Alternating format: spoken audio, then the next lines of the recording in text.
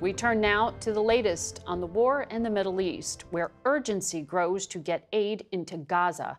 Our Imtiaz Tyab reports from Tel Aviv, and we want to warn you, some images are disturbing. High above Gaza, 3 C-130 aircrafts airdropped 38,000 meals in coordination with U.S. ally Jordan. On the ground, and the food parcels landed on the southern end of the besieged Palestinian territory, where around 1.5 million people are sheltering, a minuscule amount of food given the massive need.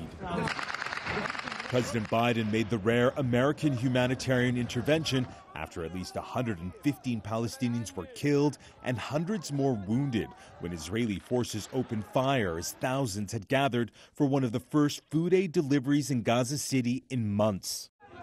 In what Palestinian leaders are calling Israel's flour massacre, people had swarmed the trucks in the desperate hope of getting a sack of flour, only to be killed. The Israeli military continues to insist the deaths were caused by a stampede. But United Nations observers sent to Gaza City's Al-Shifa hospital found the majority of the dead and wounded from the convoy had suffered from bullet and shrapnel wounds. The chaos and carnage only underscores how desperate the situation across Gaza is.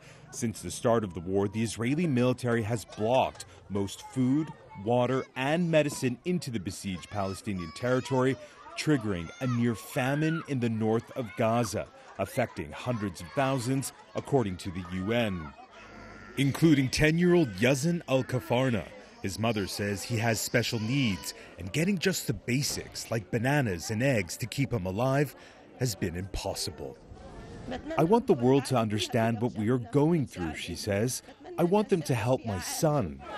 But until Israel agrees to allow for a dramatic increase in aid through the land crossings it controls and distribution challenges are solved, starvation will only spread. And pressure is only growing to get a ceasefire and hostage release agreement between Israel and Hamas before the start of Ramadan next week. Both sides have signaled they may be close, Margaret. But in the words of a top national security official, until a deal is done, it's not done.